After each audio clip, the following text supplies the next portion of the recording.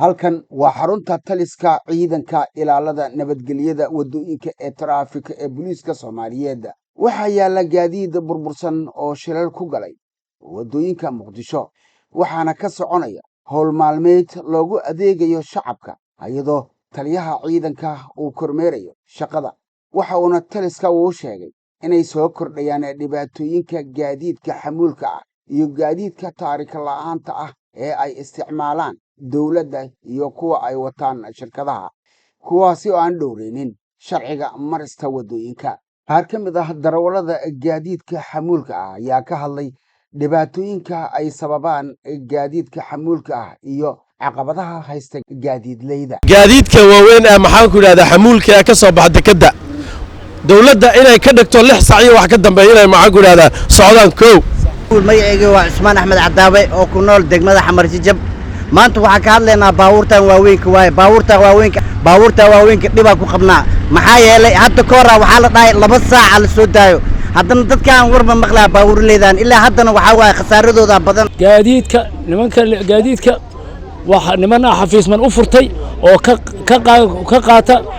lacag $130 taliyaha ciidanka ilaalada nabadgelyada wadooyinka ee traafikada Sarey Guuto Bishaar Abshir Geedi ayaa waxa aan weydiinay sida ay u shaqeeyaan ciidanka iyo waxa ay qabtaan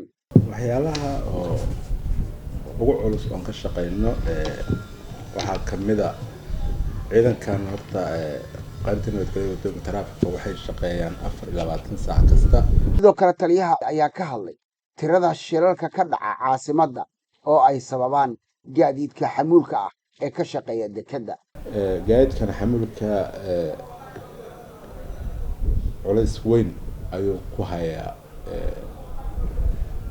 magaalada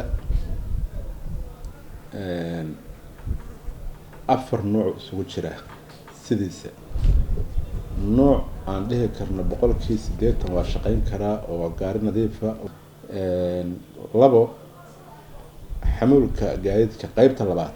waa qayb yani 50% shaqeyn karta oo xoogaa inta dalku iska daba imaanaya indhaha laga qarsan karo Sarey Guuto Bishaar Abshir Geedi taliyaha ciidanka ilaalada wadooyinka ee traafikada ayaa sheegay gaadiidka ay wataan ciidanka dawladda aysan dhowreynin shuruucda iyo nidaamka marista wadooyinka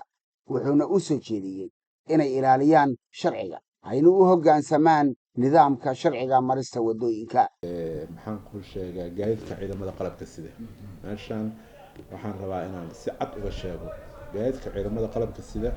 magaaladan iyo shacabkeeda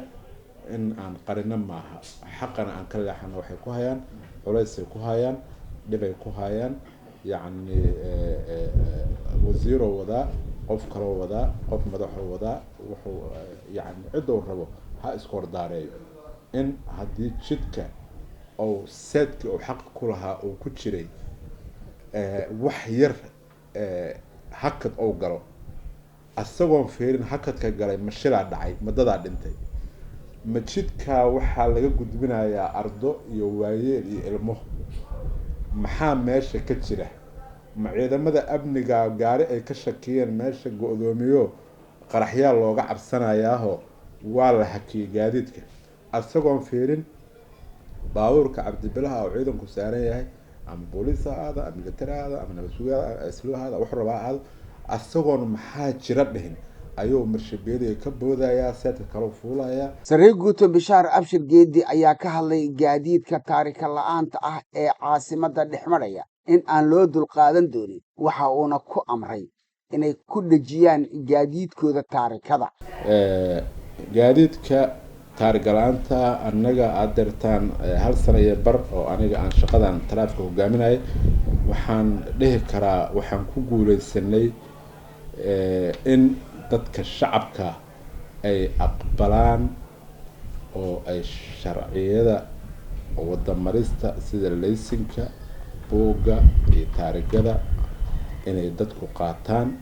inay dadku canshuuraadka dawladda iska bixiyaan Sarey Guuto Bishaar Abshir Geedi ayaa ugu digay ciidanka booliiska inay ka fogaadaan in gaadiidleyda iyo shacabka Soomaaliyeed ay ka qaadaan lacago baad wuxuuna sidoo kale u soo jeediyey darawallada isticmaala waxyaabaha maanka dooriya inay iska daayaan ayna ka fogaadaan. ciidan halkaan ma ka qarinayo, waan la wadaagnay taliskeena iyo dhammaan hay-adaha garsoorka waa la wadaagnay. ogaaw haddeerna waxaa u xiran ciidan lagu soo qabtay ayaa xarunta baarista dambiyada CID ku xiran. waxaan halkaan uga digayaa ama ha ka tirsanaan taraafik haddeerta ama kuwa isu ekaysiyo hadda qaarkood xiran yihiin, qaarkoodna lagu daba jira, qaarkoodna dad ay dileen oo la raadinayo iyagoon taraafik ka tirsanayn ayagoo iska dhigaya ciidankaas dadka ku dhibaateeya. waxaan rabaa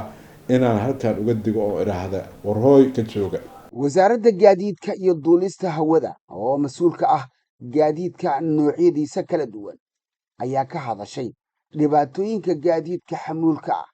iyo nidaamka qaadashada laysanka taarikada. waxaana arrintaasina wax ka weydiinay agaasimaha guud ee wasaaradda gaadiidka iyo duulista hawada mudane cali gacal gaabow. wasaaraddu waxay mas-uul ka tahay qaadashada bixinta taarigooyinka liisimada iyo taarigooyinka iyo buugga milkiyadda iyo liisimada dalka. haddaan ku hormaro marka qaabka qaadashada, wasaaraddu gaadiidka ay diiwaan geliso wuxuu ka yimaadaa 3 qaybood. 3daas qaybood waa dekedaha dalka oo maaragtay dekeda muqdisho ay ka mid tahay, iyo gaadiid oo dekedaha maamul goboleedyada ka yimaado kasoo dawo halkan yimaada, iyo gaadiid siyaabo kala duwan wadanka u soo galay oo horey u yiilay wadanka. 3da ayaan diiwaan gelinaa. runtii gaadiidka magaalada muqdisho inta badan waa la diiwaan geliyey, way diiwaan gashan yihiin marka laga reebo gaadiidka ciidamada. muuse cismaan abtow, telefishinka qaranka Soomaaliyeed, Muqdisho.